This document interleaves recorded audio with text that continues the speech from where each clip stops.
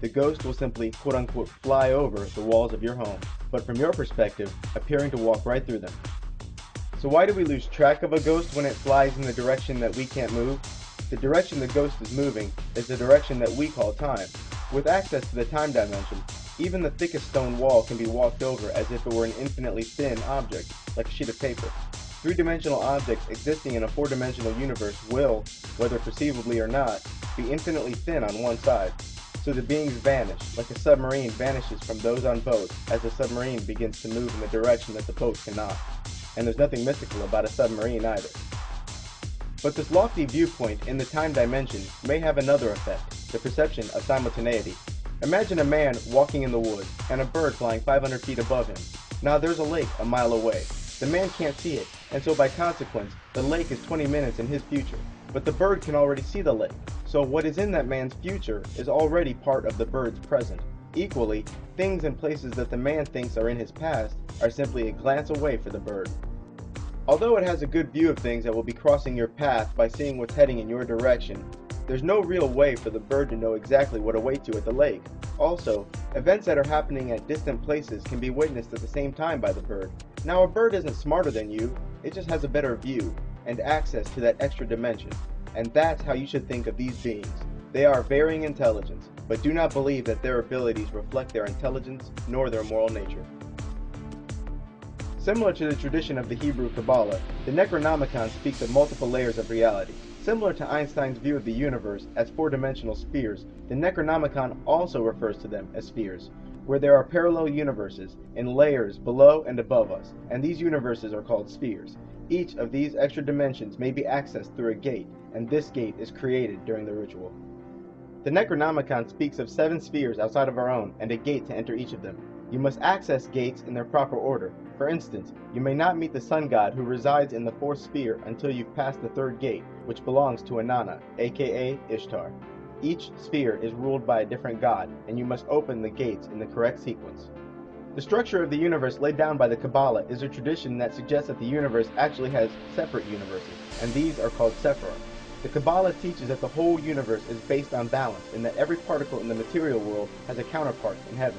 Kabbalists also believe that God has made previous universes, but those universes failed.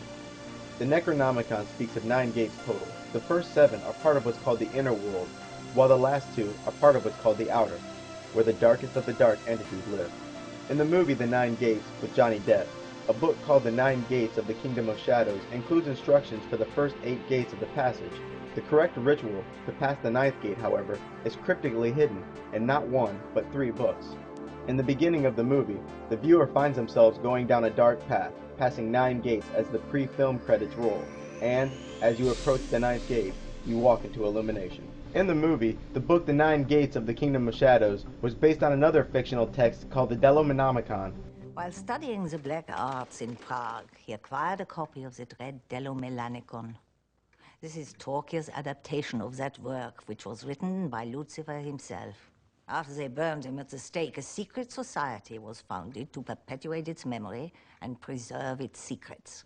Delomenonomicon sounds a lot like the Necronomicon, and, just like in the movie, Abdul Alhazred is conspicuously vague about the details of the 9th gate.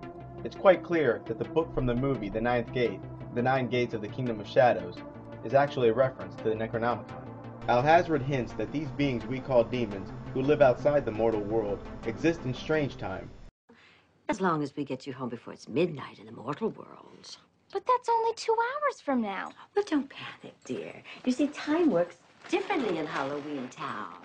2 hours there might be 2 days here, or 2 weeks if we're on vacation. He states that the spirits live in an extra dimension that is wrapped inside every point in space.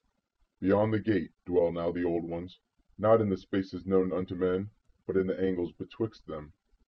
You're a prisoner? It's all part and parcel of the whole genie gig. Phenomenal cosmic powers! Itty-bitty living space. Oh, gee. The worst demons have been banished to a place called the Igigi, a place where, with their leader Azagthoth, they wait for a celestial event that heralds their coming. For a wizard to venture forth into the pit in safety, he must first sell his soul and remove his name from the stars.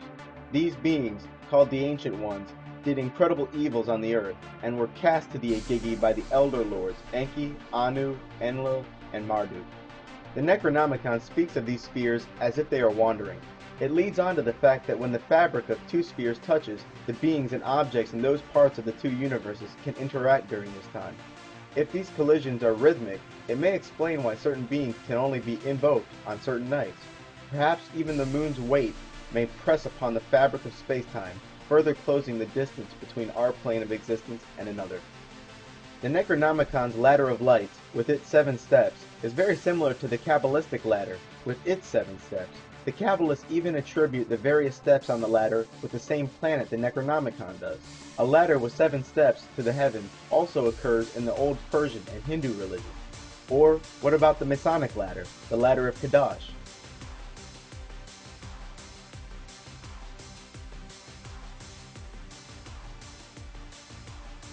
Or Jacob's ladder from the Bible. For instance, here's Genesis chapter 28:12. And he dreamed, and behold a ladder set upon the earth, and the top of it reached to heaven, and behold the angels of God ascending and descending on it. These gates are even referred to as 7 seals, just like the 7 seals from the book of Revelation. Another fascinating aspect of the book is the Necronomicon's inclusion of a recipe for LSD, which Abdul Alhazred called space mead. The mixture is made from the soaking of crushed morning glory seeds in wood alcohol for 2 days, removing the mush created and allowing the residual fluid to evaporate, leaving behind a yellowish resin. The mush removed earlier should then be re-soaked, strained out again, and the resulting mixture allowed to evaporate, as was done before. He suggests that only 30 grams of this compound is enough to provide astral flight for the body.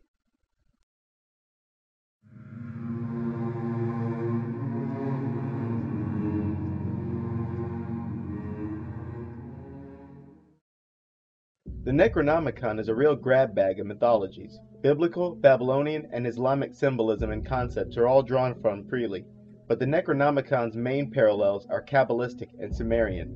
The gods, for the most part, are referred to in their Sumerian names. First, the bad gods. Now the Necronomicon doesn't always speak in a black and white manner regarding the morality of a certain character, god, or race, but for the most part, it does. Alhazred never fails to mention when a certain god, demon, watcher, or race is hostile to mankind, and will give warnings proportional to the danger. Cthulhu is a character made famous by H.P. Lovecraft. Many descriptions of Cthulhu parallel the Antichrist from the Bible. Even Aleister Crowley associated Cthulhu with the beast 666. Like the Antichrist from the Bible, Cthulhu is said to be dead, but dreaming, and also similar to the Antichrist, his idle body will rise from the sea and establish his kingdom on earth. Cthulhu is one of the few gods who cannot be conjured but can, during ritual, possess someone who is present. From there, the possessed host will witness the dreams and thoughts of Cthulhu. Cthulhu is considered the priest of the Old Ones, and one of their main leaders. The reason for Cthulhu worship is only so that he'll be partial to you when he rises from the sea and establishes his kingdom on earth. Just like in the movie Dagon, Ea Cthulhu is one of the most common incantations in the Necronomicon. Ia Cthulhu Fatagan!